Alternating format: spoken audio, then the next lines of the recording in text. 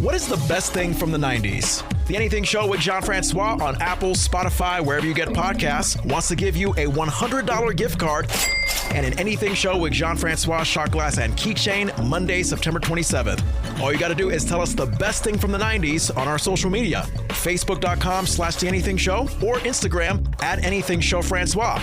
Tell us the best thing from the 90s this month, and who knows, you could be the winner of $100 and a shot glass and keychain from The Anything Show with Jon Francois. The upper left corner USA is known for its beautiful rivers, forests, and mountains. It's also known for its serial killers and others who commit heinous crimes. Host Emily tells tame true crime stories out of the Pacific Northwest, taking care to respect the victims and their families. Each episode starts with a Pacific Northwest town profile, detailing where the story takes place, and ends with a review of a Pacific Northwest wine. This murderous tale has hints of apricot.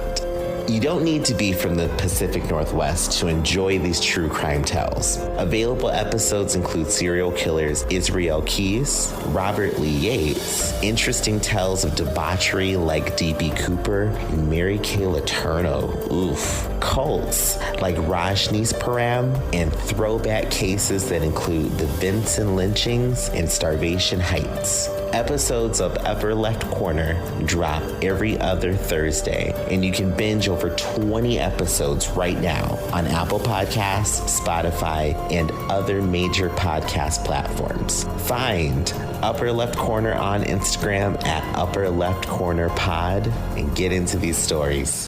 Attention Nashville, Tennessee area drivers. Commodore Express, Central Tennessee's premier refrigerated transportation provider, is actively hiring CDLA team drivers with minimum 2 years experience. They have been in business since 1995 and provide a solid, stable, stress-free work environment. Their teams run to California and back weekly, average 4,500 miles per week out and back operation. Time off is flexible, they offer full benefits, and pay is dependent on experience. You can visit their website, www.commodorexpress.net, to learn more, request an online application, or feel free to call Robert in recruiting at 615-287-5140 extension 1 to discuss your future. Aether Diamonds, the world's most sustainable diamonds and the only diamonds that are actually good for the planet. Aether creates the world's first positive impact diamonds made from air through a process that removes harmful air pollution, captures the carbon from it, and puts that carbon to a higher purpose in their one-of-a-kind diamonds.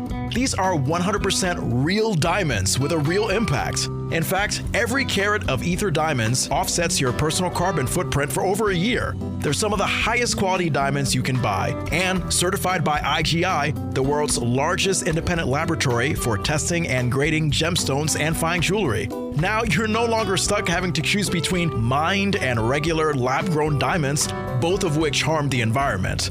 Aether offers the only truly sustainable diamonds on the market, requiring no ethical or environmental trade-offs. They're the only guilt-free diamonds available in the world. To learn more about these revolutionary diamonds from air, visit their website at aetherdiamonds.com. That's Aether with an AE, and follow on social media at Aether Diamonds.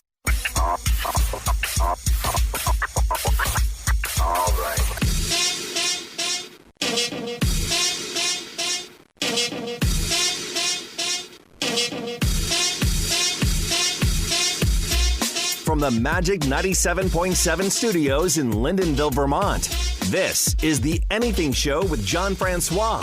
Stand by and remain cautious. All right, here we go. Thursday, September 9th, as we record this, Jon Francois here at the Big Heavy World Studio. Not the Big Heavy World Studios, the Magic 97.7 studios. I apologize, Andrew. I'm losing my mind because it took us like 5 tries to record this show tonight.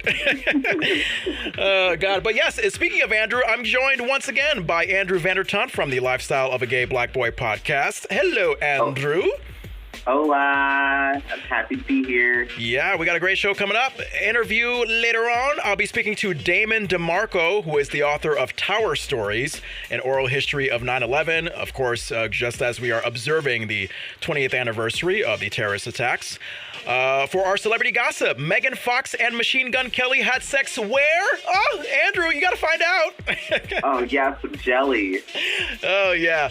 Oh, God, I thought you meant jealous. I thought you meant like, oh, my God, lubricant jelly. Yes, if he brings it. Yeah, I guess. Yeah, because Machine Gun Kelly, I know you have a crush on him, and so does my girlfriend, so I'm jealous. Let's get viral. We have silent fart tips from a little girl for our Ask Anything for this month of September. We are going to see what your favorite thing is about the 1990s for a chance to win $100 and an Anything Show with Jon Francois shot glass and keychain Monday, September 27th. And for our headlines, we're going to take a look at a mac and cheese sandwich from Panera Bread. So listen, subscribe, follow, rate, and review The Anything Show with Jon Francois on Apple, Spotify, wherever you get podcasts. Follow us on Facebook.com/The Anything Show and Instagram at Anything Show Francois. We're also on YouTube under The Anything Show with Jon Francois. Shot glasses and keychains are available. You can get $10 for a glass and $5 for the keychain. Send me a DM if you are interested on these shot glasses and keychains. All right, Andrew, I think we got all the business taken care of. Shall we do our headlines? Let's do it. Yes. All right, here we go. Like I said, Panera Bread selling a new macaroni and cheese sandwich. It's got scoops of mac and cheese between toasted white bread, plus some Parmesan crisps to give it a nice crunch. Andrew, I would prefer a spaghetti sandwich. I don't know, just the idea of macaroni and cheese in bread, it just doesn't sound too appealing to me. What do you think? No, it just sounds like mush in your mouth. Like just mush. I can't. Mm-mm. Yeah, just like cheesy mush with like a bread that might be also mushy. It's like, what are you doing, Panera Bread? Just separate the mac and cheese and the bread. Segregate them. That's what they're always meant for. Right. I like to take my bread and dip it into things. So that's just a piece of toast with it. Yeah. So, yeah, you know what? How about we just, like, dip the bread or the toast in the mac and cheese, right? Like, use the mac and cheese as a dipping sauce. Right. Don't delegate my mac and cheese mouth to me. Exactly. All right, oh God, if there's anything that people have a strong preference about, Andrew, it's water. So a new survey says that 66% of people have strong opinions about their water preference. 69% of people said they preferred bottled water to tap. 37% of those people could not say why. Now, what are you? Are you team bottled water or team tap water, Andrew? I'm team tap water. Now, why is that? I just think it tastes delicious. And it changes in taste when you go around the country, so it's kind of nice. You know what? I'm actually with both. I find tap water very convenient, and it tastes just fine no matter where I get it. But, you know, if every now and then, if there's no tap water available and I have to pay like $50 at a movie theater for bottled water, then I could do that too. Now, I completely agree. Yeah, now my girlfriend Tony would disagree with both of us. She is so on bottled water. She will never taste any tap water whatsoever because I guess she has this idea that there's going to be like a lot of dirty worms coming out of the tap water, you know? Really? Yeah. It could be valid. You never know. If worms come out of my tap, I'll still drink the water afterwards, but I'll be concerned. Okay, so you'll drink the tap water and then you'll be like, should there be worms in my water? Like, maybe I should talk to somebody. I'm a little concerned now. I love it. I love how you're adventurous, but then you find out, oh, crap, I could die because of worms in my water. I like it. And you know what? People have their preferences over milk, too. This is our next headline. A new poll found that 2% milk is now more popular than whole. And more people than you'd expect is drinking almond milk now, Andrew, including myself. 33% of Americans drink 2%. Whole milk is next at 30%. And then you have 23% in third place with almond milk. What kind of milk do you drink, Andrew? I like almond milk, but I have fallen in love with oat milk. It's so good. Yeah, I feel like oat milk and almond milk are best friends with each other. Now, can you describe the taste of oat milk and why you drink it instead of the other kinds of milk? Oat milk, at least the brand that I get, it's got like a little hint of this natural sweetness. You know, if you take a bite of bread and it's a little bit sweet. Yeah. But it has the texture of what I remember milk tastes like. So I actually really love it. And it's good just by itself. Now, I love oats in my oatmeal. If I like, and I eat oatmeal like almost every night before bed. So as an oatmeal fan, will I like oat milk? Will it give me the oatmeal vibes? It won't give you the oatmeal vibes, but if you make oatmeal with it, your oatmeal tastes even better. Wow. Okay, interesting. So I'm on Team Almond Milk because I've been getting like lactose intolerant reactions to like whole milk or even 2% milk. So when that was happening and I was like, oh man, but I still want to have milk. My mom, suggested doing almond milk since that's what she's been drinking for a while. And it's amazing. I thought almond milk was going to taste like this piece of nutty crap. But then I tasted it, the vanilla kind, and I was like, oh, this is really not that different from how other regular kinds of milk taste. Now, granted, I'm tired of it because I've drank too much of it. But, you know, as a much more positive settler of the stomach than whole milk, I'm all the way Team Almond. And you can just go F yourself with your oat milk, Andrew. Sorry. I will sneak you a glass of it and just let you try. Okay. All right. Oat milk is now becoming some kind of sneaky drug right now, according to Andrew. It is. It's like a speakeasy. Okay. Watch out, Prohibition people from the 20s. Forget your tequila. Here comes some oat milk. I like it. Hey, a new study found, Andrew, and I don't know. I mean, maybe you know women more than I do. You let me know. A study found that women actually find guys who mumble more attractive than guys who speak clearly. And the opposite is actually true for men attracted to women. So men are turned off by women who mumble. They actually are turned on. They're turned on more by women who speak clearly. I am trying to understand, and I guess I'm biased because I work in a profession where you have to speak clearly. I'm trying to understand why barely understanding what a man is saying, like when he's talking under his breath, makes him sexy. Can you please analyze that for me? I am a man who is attracted to men, and that's not attractive. I don't like it. I'm not a fan of it. Yeah. So, I mean, I guess if this is like the standard of attractiveness, then a lot of today's rappers must meet that criteria because, you know, everybody from Post Malone to whoever else, I mean, they mumble a lot when they rap. They do, and they're surrounded by women. I think there's something to this. All right. Well, Andrew, starting next week, I will phone in this show, and you will not understand every other word that I'm saying. So I hope you're ready. I'm ready. I am ready for the flood of women that I will just look at. Yeah, I guess. Yeah. I guess I'll be ready too. Yeah, I guess I'm ready. Yeah, how you doing, man? I can't do it. It just sounds so fake when I do it.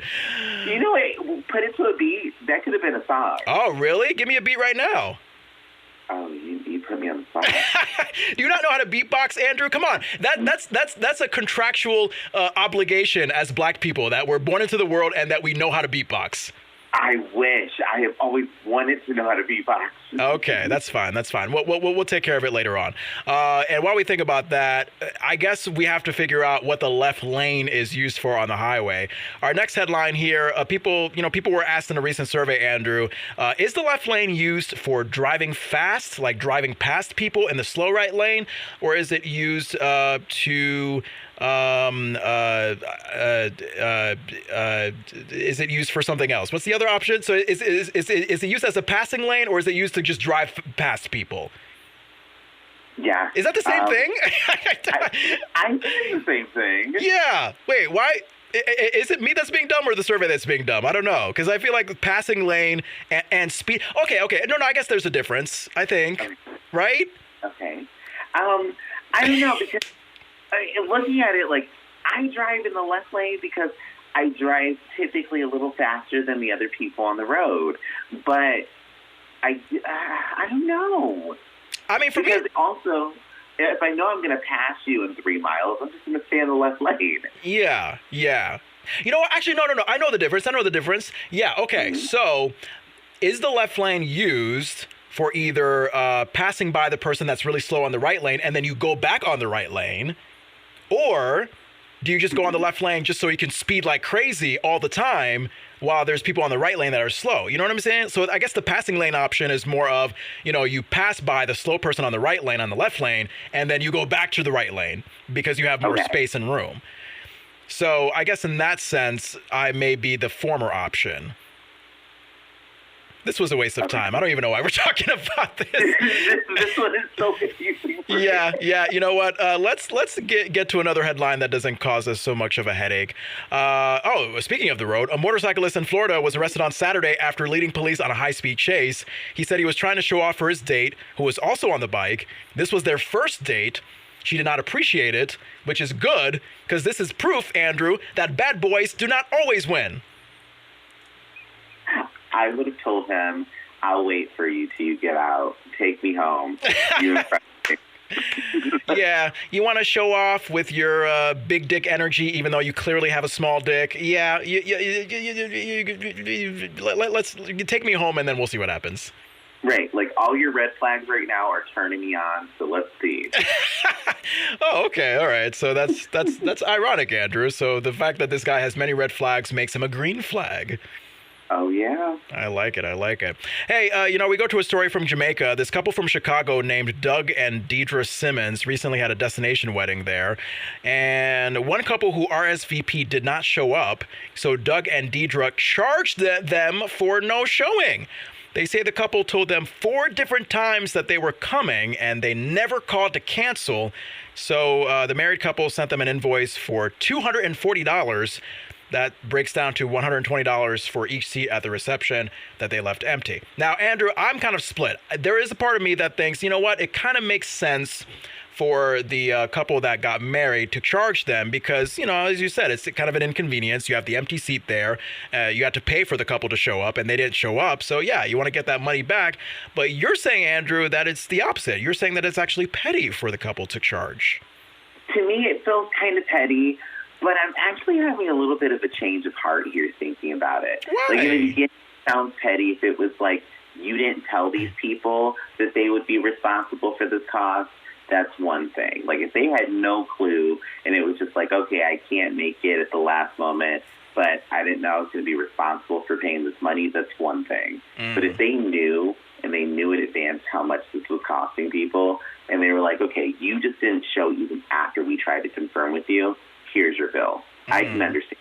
Okay, all right. Hey, how about this 29-year-old guy in St. Louis? He struck out on the usual dating apps, so he created his own dating website just featuring himself, and it's been a success, Andrew. He's already heard from 200 women, and he has 13 dates lined up. I gotta say, this is actually a brilliant idea that a lot of rejected guys should have came up with. What do you think?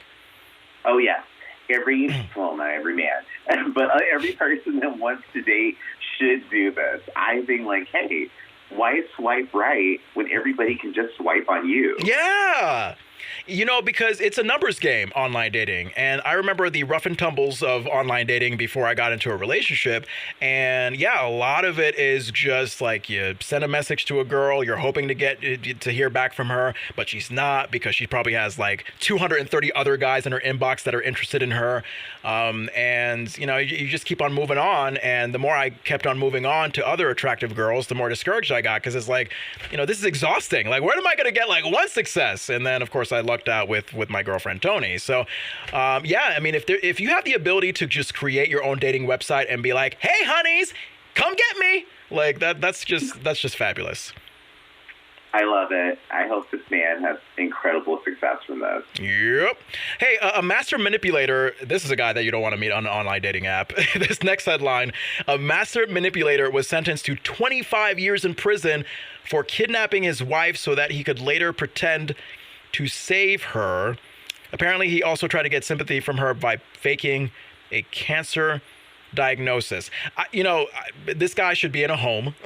That's pretty simply said. One, is it considered kidnapping if it's your own wife? Do you know, Andrew? I guess it would still fit into the legal term of a kidnapping. Yeah, because I thought it was kidnapping if it was a stranger. I didn't know if it was someone you knew. That just seems interesting to me. I never knew it was like that as well. I don't know what he's doing. I mean, he's trying to spice up their marriage. Like what do you get out of kidnapping your wife to pretend to save her and then faking a cancer diagnosis so she thinks you're dead and then you're what? I don't know. Yeah, I don't understand. It's like if this was a role play, somebody forgot to say the fake word. That's what's going on there. But yeah. I just want to know, like, what would happen once you saved her? Did you just want to be known as a hero? What's the point? Beats me. And by the way, the code word, Andrew, banana pudding. Ooh, banana pudding. Not banana, not just banana, but banana pudding. Ooh. Oh, God. I don't. It was just the first thing that came to mind right now. So, if you end up taking care of me in a hospital, Andrew, when I'm old and just senile, please feed me a big spoonful of banana pudding. Oh, my God. Jumping out of your chair and running as soon as you see the banana pudding. Oh, yeah. Like, it's not safe here. Oh, yeah. Forget about lovely, attractive ladies. The fastest way to get me an erection, banana pudding. Oh, God. Hey, lastly, in a random survey on dog sleep, 41% of dog owners say their pet has been known to break wind while sleeping. My dog buddy has definitely done this a few times. I would say, Andrew, that amongst the 10 billion dogs that my girlfriend Tony has at her place, one of her dogs, Cucumber, he's definitely let out a really stinky, like stink bomb, like hand grenade kind of a fart. You know those like really like raw egg kind of farts? Oh. Yeah. Oh, the smell that you can taste. Oh, yeah. It's just like a dumpster and then some. That dog did that. He's a sweet dog. Oh. He's a sweet dog, but damn, like when he farts like he's a motorcyclist who's trying to impress his first date by speeding. That's what he farts like. Oh, God. But, hey, it's so cute when they fart. Is it really cute when they fart? I mean, it's cute when it's like very little, like peep. Like when it's like a little peep and it doesn't smell, like it's a very neutral, non-smelling fart, sure. But if it's like a really deep pit bull, like, yeah, baby, get some of this big schnozzle out of my butt. Like it's not good. It's not good. So if you're listening, Cucumber, please hold in your gas with, I don't know, a dog treat. Maybe put a dog treat up your butt. I don't know. Sorry. Yeah, Tony's listening to this wondering, like, why the heck are you putting stuff up my dog's asshole, John? Oh, God. And this is and I'm going to live with this woman, Like, she's actually going to bear living with me if I'm going to do this freaky stuff. Every time she sees a dog treat on the floor, she's like, did this come out of the dog's mouth? She's going to be so traumatized, All right, if you have a headline that you want to send us, facebook.com/The Anything Show or Instagram @AnythingShowFrancois. Jon Francois here from Vermont. Andrew Vandertunt joining me from Rochester, New York. Andrew, I think it is time. Oh, my God. You know what? I just realized that for Ask Anything, I'm supposed to load up some responses on Facebook. I haven't loaded up Facebook yet, so I'm loading up Facebook right now. Don't worry, I got it. I got it. Andrew, in the meantime, just talk about what you hope to have for breakfast tomorrow. I really, really hope to have, these vegan scrambled eggs that I got. I'm going to try them for the first time. Wow. Okay. Now, I hope they taste like real scrambled eggs and not just like literally vegan scrambled eggs. I hope I don't remember what these scrambled eggs taste like. So We're going to see first out. I guess. All right. Well, we killed enough time talking about vegan scrambled eggs. Let's get into your chance this month to win a $100 gift card and an Anything Show with Jon Francois shot glass and keychain Monday, September 27th. Andrew, shall we play a little Ask Anything? Yes. Let's do it.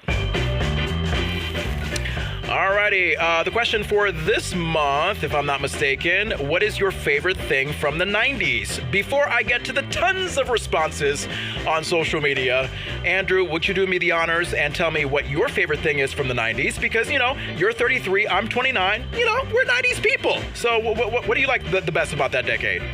My favorite thing from the 90s is the original X-Men costume. It's a cartoon.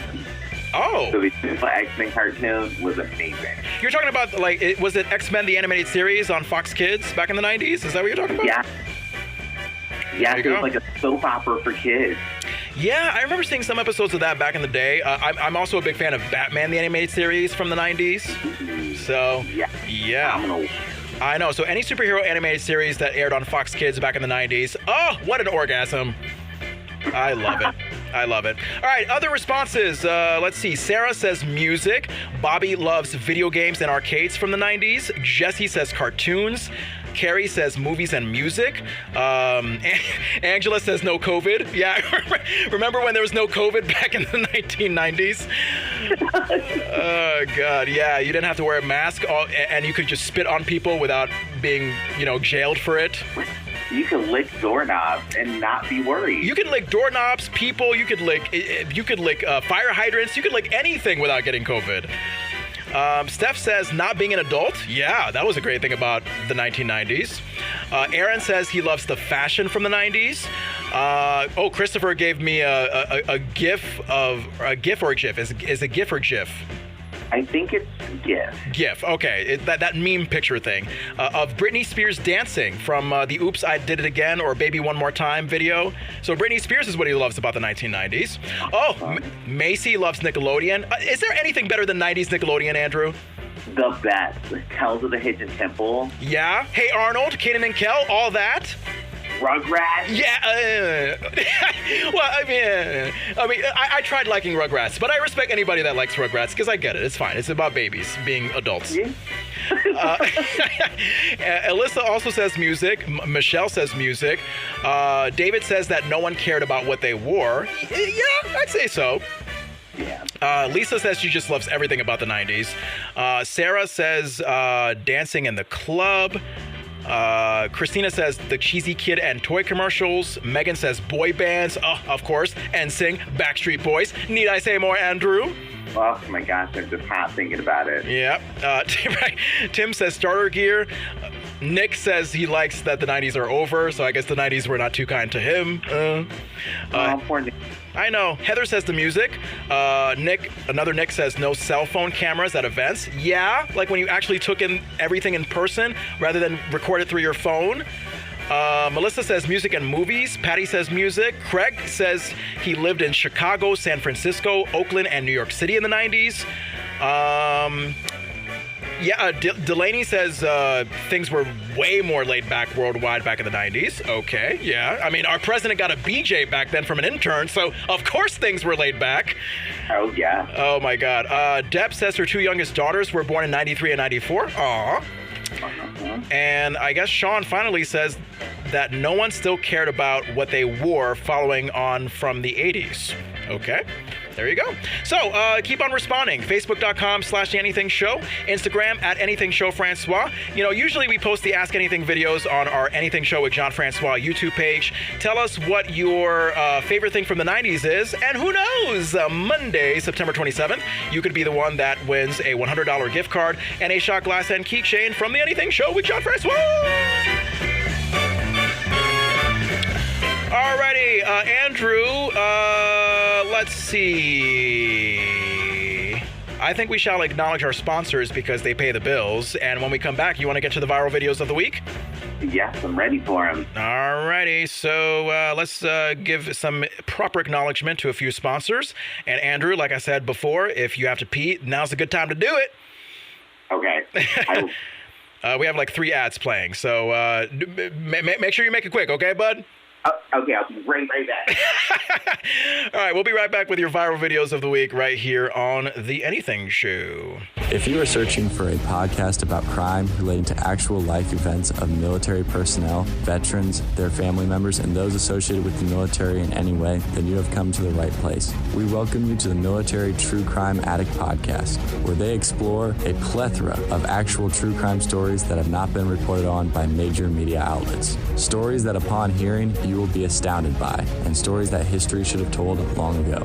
These stories detail crimes in depth and take a look at how they have affected or impacted military personnel, as well as military personnel that have been involved in crimes as well. If you are interested in learning more about the Military True Crime Addict podcast, you can find them on Facebook at Military True Crime Addict or at militarytruecrimeaddict.com. Again, that's militarytruecrimeaddict.com.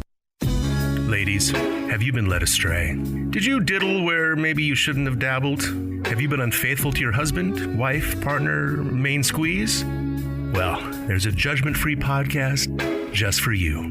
Raw Truth, Stories of Female Infidelity, hosted by Rebecca Adams, tells the stories of these women from their perspective, anonymously and without judgment. I met the first man I had an emotional affair with online. He was far away, but he provided me with all of the emotional validation that my marriage was lacking. The first time we talked, he showed an interest in me as a person. It was refreshing. If you need to come clean, get it off your chest, confess your sins with no Hail Marys required, then Raw Truth, Stories of Female Infidelity is the podcast for you. And remember, it's completely anonymous and judgment-free. Raw Truth, Stories of Female Infidelity is available wherever you listen to podcasts. Subscribe today. Have you lost your job? Have you lost a loved one? Are you exhausted caring for your parents, for your kids? Well, you can find immediate relief when you read Sheila Mac's new #1 bestseller, Bootstraps and Bra Straps. It contains the Boots formula to move from rock bottom back into action in any situation, especially right now. If life has knocked you down, pick yourself up with Bootstraps and Bra Straps. Get your copy at www.SheilaMac.com today. Alrighty, it's time for Let's Get Viral. The viral videos of the week right here on The Anything Show. And Andrew, how was your pee? Oh my gosh, it was so liberating. I love it. Well, I hope this is worth going pee really quickly. We're going to start off with this one. A woman tells a funny story about a random little girl at Target who gave her tips on how to silently pass gas. This actually might be valuable in your everyday life, Andrew. Take a listen. Yeah. These are the moments in life I live for. I just got out of Target, and I was standing in line behind a mom and her daughter waiting to check out. The girl was goofing around, messing around, looking at me and smiling. Of course, I was obliging because I love these little moments. She's showing me her preschool folder. I think she looked about 4 or 5, maybe. I don't know. Out of nowhere, she looks at me and says, "Today I figured out that if I hold the sides of my butt," I can't even get it out. "If I hold the sides of my butt open, my farts don't make noises." I started laughing. The girl started laughing, and the mom whips her head around like she was mortified. I said, "Don't worry about it. This is life-changing news for me." Frankly, I was a little annoyed. I hadn't have thought about this yet in my life. So if you're the mom of Maggie Lucille that was at Target this morning in South Central Pennsylvania, your girl's going places. She really is, because, you know, sometimes what I like about little kids is that they're so curious about the world, and then they find out these sort of life hacks, and then they share them with you, and then you think, wow, that's really quirky and silly, but when you think about it, when you gotta fart, but you don't really want to make a scene at the mall. So, yeah, if you have to clench your butt cheeks together to silently make it happen, why not, Andrew? Right. This girl is dropping gems. I'm here for it. Yeah. I mean, my God.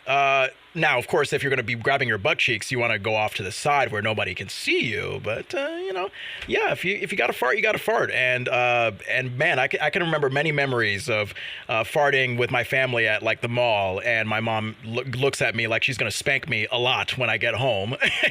And I'm just like, Mom, what do you want me to do? You want me to hold in my fart and have a tummy ache for the entire day? Right. Just let out a little gas. It doesn't hurt. Exactly. A little tootin'. A little tootin' doesn't hurt. Now I know how not to wake somebody up when I'm sleeping next to them. I guess. All right, a TikToker posted a pretty funny example of the typical things you always hear during the first 5 minutes of a Zoom meeting. Yeah, feel free to react to this, Andrew, and see if this is true for you, because I think we've all been in those professional Zoom meetings at least once during the pandemic. Thank you guys for joining. Well, we got a couple more folks joining, so we'll just give them a second. Can you guys hear me, by the way? It's coming in clear? Okay. No, because I could see you, but I couldn't hear you. And happy Wednesday. Or it's Tuesday, isn't it? One of those weeks. I've been doing like a daily walk in the morning just to, feel like a commute. Should we get started, or do you want to? Okay, we should let's give him just a couple more minutes. Yeah. Where are you guys calling from? Let me actually ping him because he did accept the invite. Are you coming? Okay. We can get started, and then when he joins... Oh, there you go. Yeah, no, we're just getting started. What do you think, Andrew? Does that seem accurate for Zoom meeting intros? 100%. When I was working from home last year, I heard this every day. Yeah. Every single thing. Yeah, I think of what a radio boss used to tell me back in the day. You take the fat away. Just take the fat away. Chew the fat away. And that's just a lot of fat in terms of, getting a meeting going. Like, stop it with the small talk about like, oh, hey, my commute is easy. Blah, blah, blah. If you can, just get to the point because, I think people would rather be doing something else than being in a Zoom meeting for work. For the first 6 months, I was like, oh, this is cool. Next 6 months, just put in an email, please. Yeah, because there is a such thing as Zoom fatigue, right? You probably got tired of it like very quickly because you're just staring at a screen the whole time, Oh, yeah. Oh, yeah. Oh, Scottish people, Andrew. We got to love our Scottish people. They have one of the best accents in the world. Someone realized they have a hard time with the word burglar, as in someone who like robs a place. So now if you have a Scottish person say the phrase purple burglar alarm, it's pretty much impossible. Here's what it sounds like when a Scottish person tries to say purple burglar alarm. Some Scottish people that kind of say purple burglar alarm, purple burglar alarm, purple burglar alarm, purple burglar alarm, purple burglar alarm, burglar, purple burglar. Doesn't it sound like they have like a bunch of gumballs in their mouth and they're trying to say purple burglar? Oh, it sounded like he was having like a computer glitch, just trying to speak and it just wasn't coming out. Exactly. Oh, the Scots. I love you with your kilts and your purple burglar. All right, we go to this woman in Portland, in the United States. Back we go to this woman in Portland who created a PowerPoint presentation to let her parents know that she is a stripper. So we, of course, get to see how the parents react. Drum roll. I'm a stripper! As in I pulled it, and I love it. Now, there are some frequently asked questions in the next slide. Okay. So first you might be thinking, why? What's the point? Well, it's a sex-positive environment, and I can express myself safely. It's a performance, the theatrics, if you will. How am I staying safe? Well, you see, there's full anonymity in this club environment. You may not know how everything works, per se. I don't know. But, this culture of strip clubs in Portland is very much sex-positive, very safe. There's not, drug or shady business practices that are commonplace or anything like that. Is that why I've been able to suspiciously afford stuff? Mm-hmm. Yes, it is. It is. I make money doing that. Do I do any other kinds of sex work? No. All I do is dance, you see, and chat with people. There's no other sort of things to it, really. Is it under the table income? No, I do pay my taxes. Now, I will be taking questions. Thank you so much for your time. I have no questions. I really appreciate you being forthright and sharing your life with us. You're welcome. So what are your thoughts, Andrew? I love this. This is amazing. You know, the parents were surprisingly cool about it. They were like, hey, you know, thanks for being upfront and thanks for letting us know. I wonder, because to have to put together a detailed PowerPoint presentation to tell your parents that you've been working as a certain profession that they might not approve of. I mean, wow. And then to have the parents react that way, I wonder if the PowerPoint presentation was a waste of time and maybe she could have just been like, hey, Mom, Dad, just letting you know I'm a stripper. Because, like, I maybe I'm thinking too much into this. I feel like the PowerPoint presentation is a way for the girl to, like, you know, validate herself, to be like, hey, you know, just in case you don't allow me to strip, here's a reason why I should be allowed to strip. You know what I mean? I can see it, like, in a way where it's like, oh, I'm asking for permission. Yeah. But doing it already. Yeah, exactly. Like, if you're doing it and you're proud of it and you're happy about it, I feel like maybe you didn't have to go through the effort of doing a presentation. Maybe in just a few concise words, just be like, hey, I'm a stripper and I'm not, you know, getting robbed. I'm not getting raped or anything. And it's all good. It's all good. I'm making a lot of money, you know? So yes, I think that would be my way of telling my family, like, oh, how do you make your money? I strip. Exactly. Exactly. Like, if you're that confident and that proud of it, just say, I strip, move on. And then if your mom wants to spank you, just run the hell away. That's all I got to say. Run like Michael Johnson or Uba Dibba Dubba. Who's that guy from Uganda that runs in the Olympics? Uba Dibba Da. I don't know. He has like a really African-ish sounding name. I used to know his name. I don't know it anymore. Usain Bolt. Why did I say Uba Dubba Dubba Da? Yeah, run like Usain Bolt. Oh, Lord Jesus. Yeah. I'm sorry, Usain Bolt. I probably offended him right now. We have a school board meeting, Andrew. This next viral video, a school board meeting that happened in Richmond, Virginia, the other week, and it's going viral because someone sent in a bunch of fake names of people who wanted to ask questions, and the board member just went through all of them without clearly realizing that it was like a middle school dirty prank. So take a listen to this board meeting, if I can find it on the list. Oh, here we go. It's under fake names.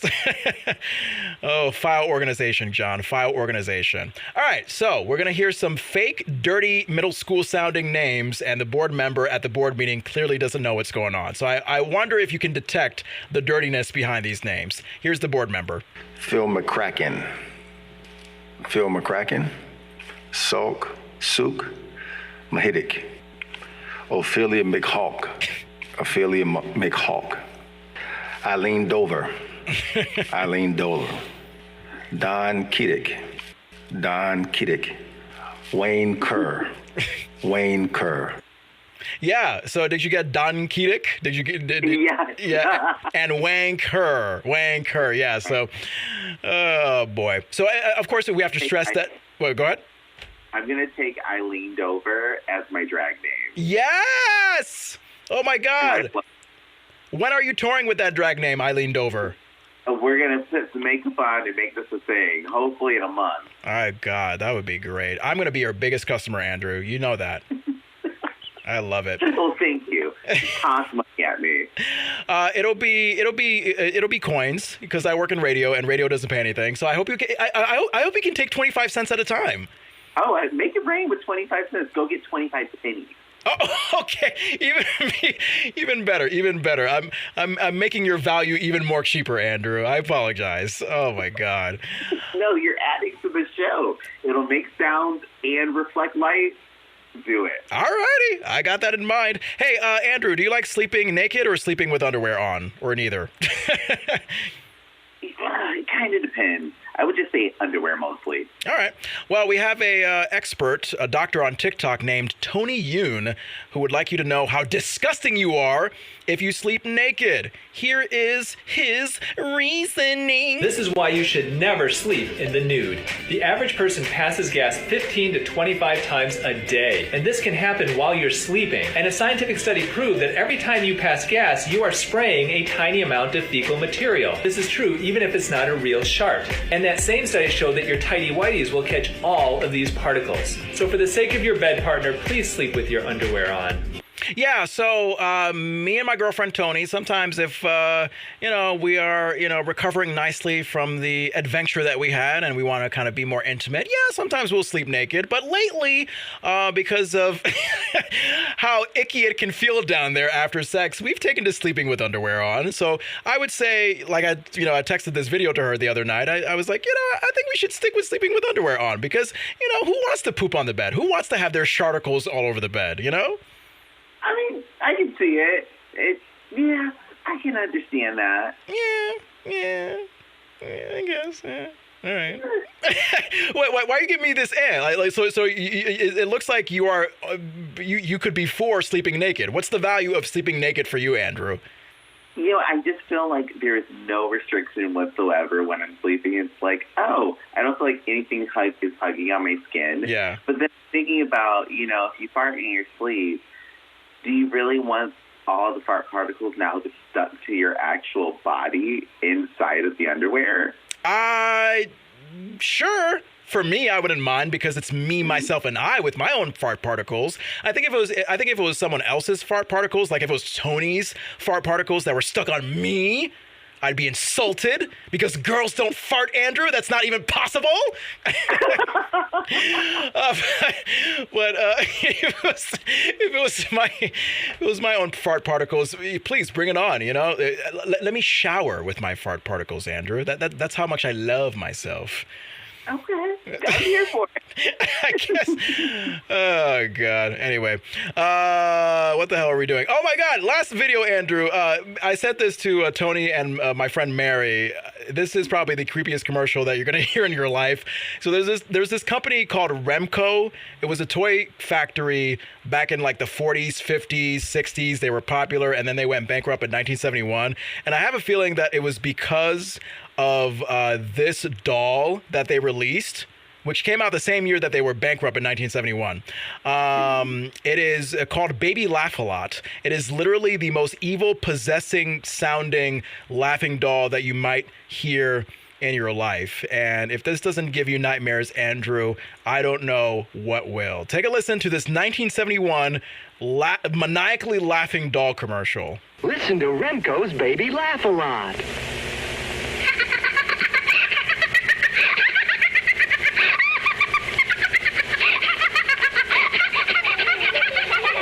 You're listening to Baby Laugh-A-Lot. She's the funniest doll you've ever seen. Just push the button and she starts to giggle. Get Baby Laugh-A-Lot by Remco. Yeah, so not only does the baby doll laugh maniacally, but then the children in the commercial join in and the announcer joins in, and you feel like all of them are going to murder you in your sleep. Yes, all of them are actively cannibals right now. Yeah, it's insane. It's insane how commercials back in the day were perceived as, oh my God, this is going to be cute for kids. But now you look at it in the lens of 2021 and it's like, no, I think this is going to traumatize kids forever. Yes, I kind of feel like I need to go pray. Yeah, okay. Yeah, if there's any moment you need Jesus, it's after watching that commercial. Yep, for sure. So, Lord Jesus, please take me away from this Satan doll, or else I'm gonna commit sodomy on my nearest neighbor. I don't know. Is that a way to get back at Jesus? I guess. I mean, especially if you think your neighbor would enjoy it. Oh, okay. Well, there you go. I'm going to see who's 200 feet away. Yeah, all right. So that's so to that neighbor I'm about to give sodomy to, get ready for a virus, which I guess is a great way to end this segment. Let's get viral. Oh, God, I love that delay.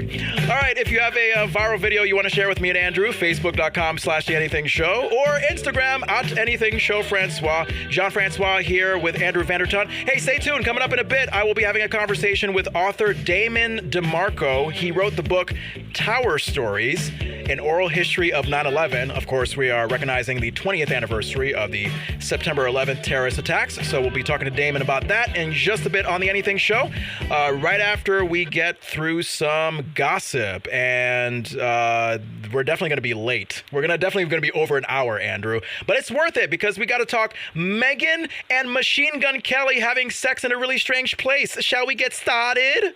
Yes.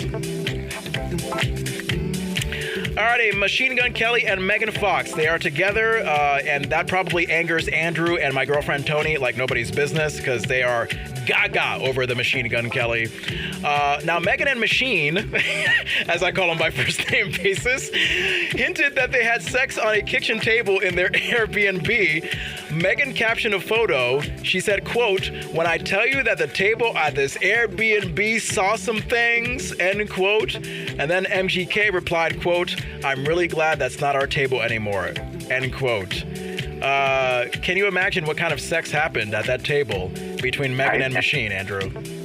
It was wet and slick. Oh my God, you are so detailed. I thought I was bad with the dirty sex details, but wet and slick. Now, what does slick mean? Does slick mean like oil from a car that you drive through? Like, what does slick mean? I forgot what slick means.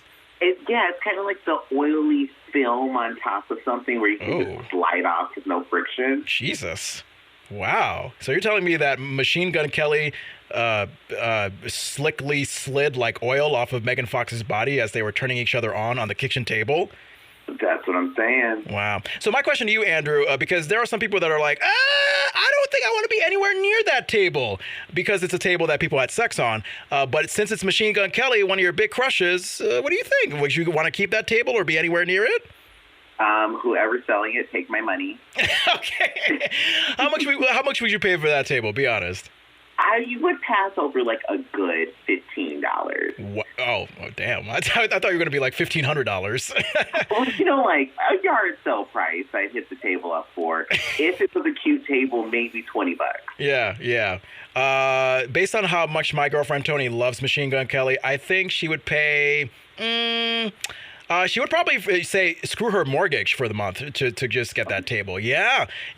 And Tony's going to kill me because, of course, Tony probably does not think that she will pay that much money. But, I like to kid her because she would take Machine Gun Kelly over me any day.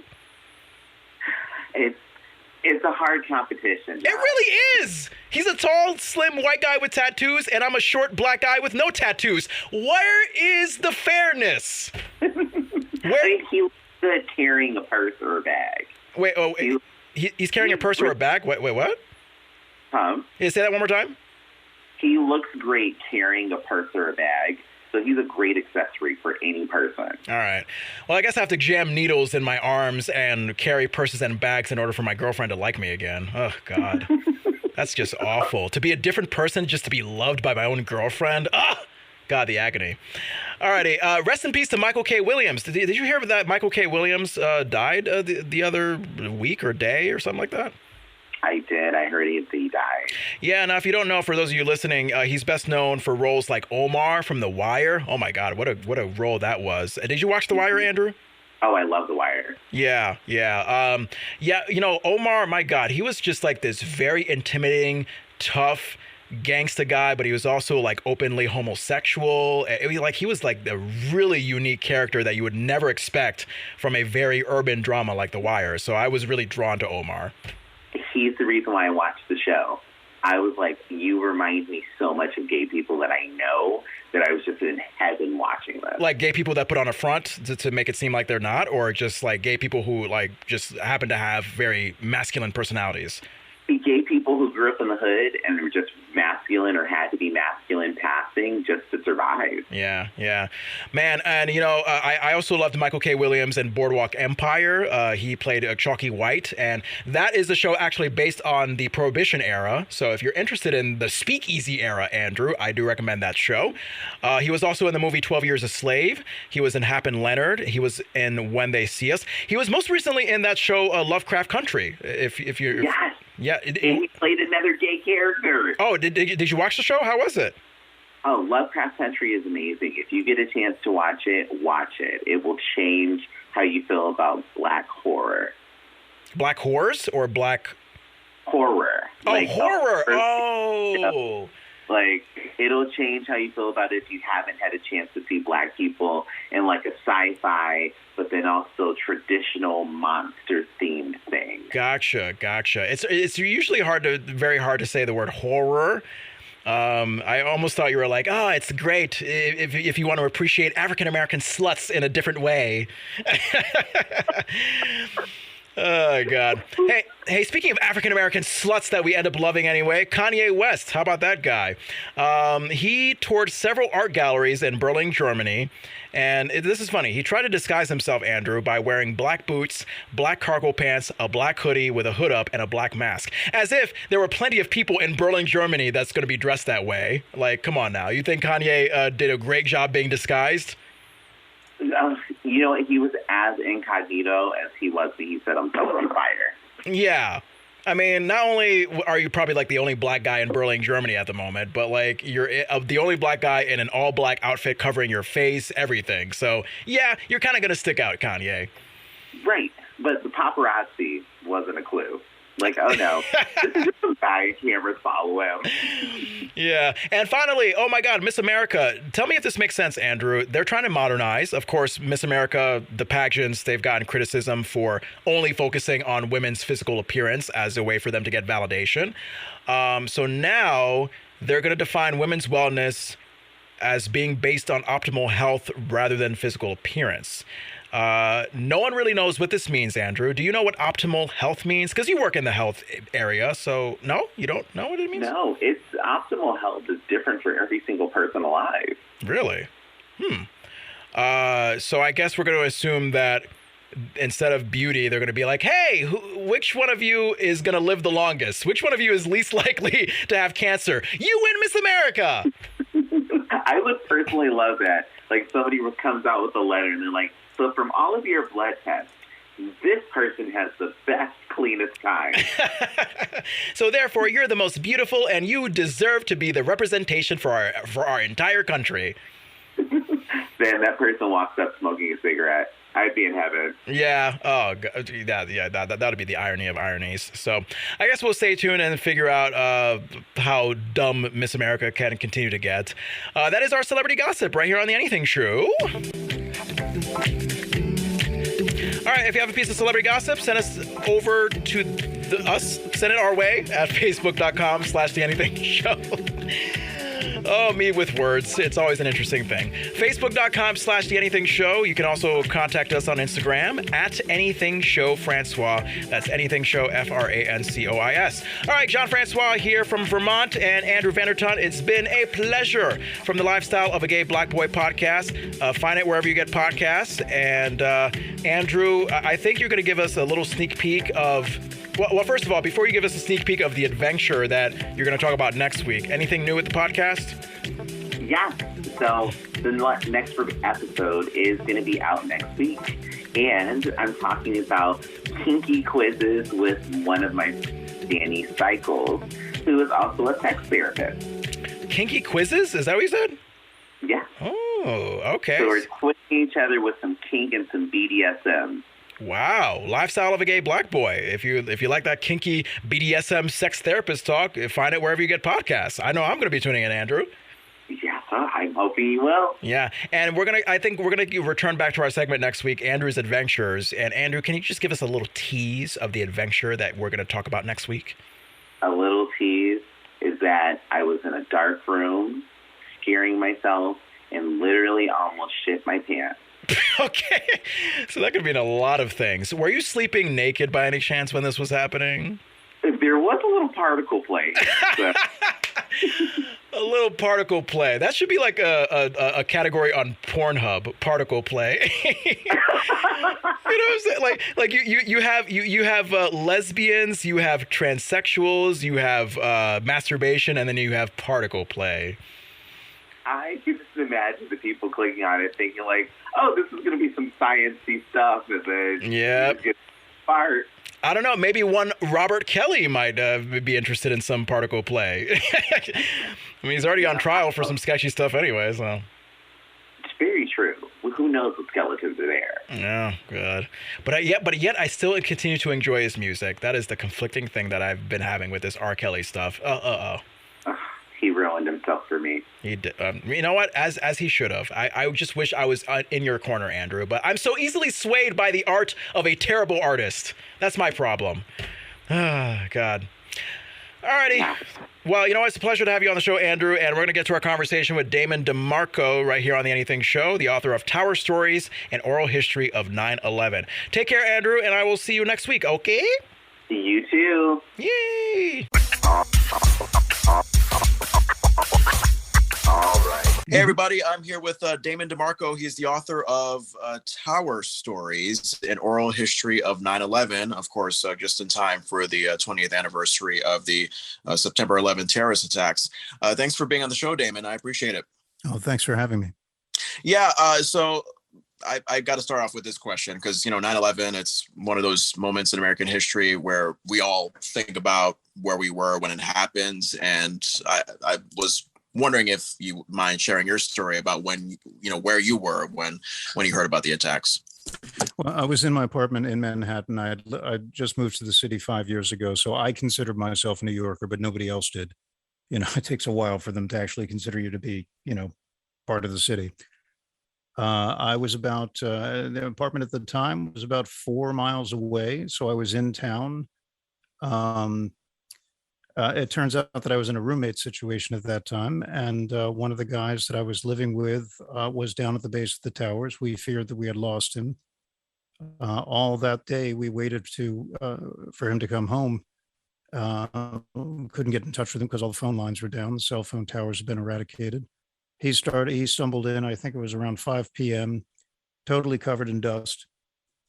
He had a suit on. He was going to his job at the time down there. We sat him down, put a drink in his hand, and began to debrief him to try and calm him down.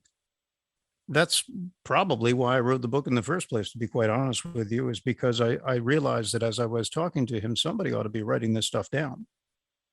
And so what I began to do then is I started going outside and just talking to people as a way of giving myself something to do. And then I would hear stories from police officers and volunteers and firemen. And then what happened is somebody would say, well, if you think this story is great, you ought to talk to my friend. He's a paramedic. I would talk to the paramedic and he'd say, well, if you think this is interesting, you ought to talk to my friend. He's a homicide detective with NYPD. They're investigating the whole thing as a 3,000 person strong homicide. And so the web of people that I got a chance to talk to grew rather organically and very quickly. And for the next 18 months, I was running around we had micro cassette recorders at that time. We didn't have any digital. I was using tape and interviewing people and transcribing it and getting it all down. I mean, that was a tremendous privilege. So, so it seems like, from the very moment that the attacks happened, you were off and running and getting stories from people. And I wonder along while you're getting all these stories, how were you like emotionally grasping it as a New Yorker? Because I can only imagine it must have been like, what the heck is going on? Anything that I went through pales in comparison to the people that I interviewed. Wow. I at least had something constructive to do. The people that I had spoken to, Tom Haydad was on the 89th floor of Tower 1 when American Airlines Flight 11 flew in 2 flights over his head. He's one of the few people to make it out alive. Yeah. I have nothing to say to that. I shut up and I listen. And as he would speak to me, for instance, I would just ask him questions to try and figure out, as you and I are doing right now, we're trying to clarify each other, like to get it straight in our own minds. What do you mean? What do you mean? We're communicating as human beings, Yeah. But anything that I went through is ridiculous. I had the great fortune to actually be in the position to interview people, so that's where I keep it. Yeah. Did you have when you were interviewing and taking in stories that day? I mean, I'm guessing you had you got a better idea of the fact that, wow, this is a day that'll be talked about for years to come. It began to dawn on me. I remember. I'm not sure how you feel about it. Your memories of it. There was this dawning realization that, oh my God, not only did this happen, but this is going to be one of those events that just echoes throughout history. Mm-hmm. It changed everything. It changed the way the country felt about its own security. It changed, we had thought of ourselves as essentially impregnable up to that point. There had never been an attack like that on American soil. It changed the entire character of New York City, which is a tough thing to do, by the way. you know. Yeah. And then, of course, there were political events that followed that, you know, made us all wonder, I think, you know, what they call it the post 9/11 world for a reason. Yeah. Everything changed, you know. So, yeah, it began to dawn on me relatively quickly that, you know, this was going to be something that not only was going to be a moment in history, but it was going to be an archetypical moment, moving everything forward and changing everything moving forward. Yeah. Right. Well, I mean, I was in my 5th grade classroom when I learned about it, and I remember the teacher kind of vaguely saying that we've been bombed, and I obviously did not really understand what that meant. And I believe we were let out of school early, and I was watching the news with my parents on television. You know, my parents and my siblings, and I kind of remembered later on that night. I think me and my dad were like watching Larry King Live or something, and he told me like, this is going to be in the history books for a while, and this is going to be talked about for a while. So I think that particular moment is when I realized, oh, okay, this is not just any other tragedy. It's going to be, you know, a monumental event that changes the course of this country. And you were 10 years old at the time. What's that? You were about 10 years old at the time then. 9, about to turn 10 in a couple months. Yeah. So I think my younger sister was like, maybe 6, 7 years old. And my brother, who's actually 19, wasn't even born yet. So yeah, it's definitely been a while. I mean, how do you see America today in 2021 versus 2001? Because I guess we can all debate and argue whether, you know, we are progressing as a country since 9/11 or not. Like, you know, what do you think? You know, I'm a big believer, John, in paradoxical thinking. And I think that two things can be true, two apparently contradictory things can be true at the same time. In some ways we're progressing, and in some ways I think personally we're going backwards. You know, so I'm not really qualified to talk about a lot of things. I'm a writer and an actor, which basically means that I sling words around for a living. What I can say is that what I've learned after 20 years is that when we put ourselves in service to other people, that's the best way to serve ourselves.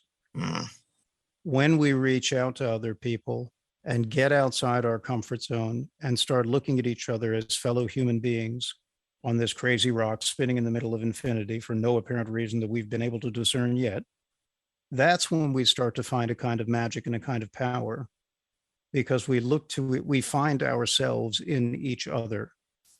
So all those people that I interviewed, it's incredible to me looking back. It took me a long time to figure out the thread of what is going on here. They all chose to do something on behalf of another person in this dire moment. And that's what I think is best about America when we are at our best. And I certainly think it's best about the human species. When we reach out to other people, we find ourselves reflected back. And that's incredibly powerful. And I urge people, if you take away anything today, just remember that, you know, is that when we look at each other, we see ourselves all the time. Wow. Yeah. You know, definitely great work to stand off on. Damon DiMarco, thank you so much for joining me. He is the author of the book Tower Stories, an Oral History of 9/11. The 20th anniversary commemorative edition is available now wherever you get books. Damon, I appreciate you being on the Anything Show. Thank you so much, man. Yeah, it's a pleasure, John. Thank you. Listen to The Anything Show with Jon Francois on the iHeartRadio app, Apple Podcasts, Spotify, or wherever you get podcasts. How does John know how to set up podcasts? Is he that?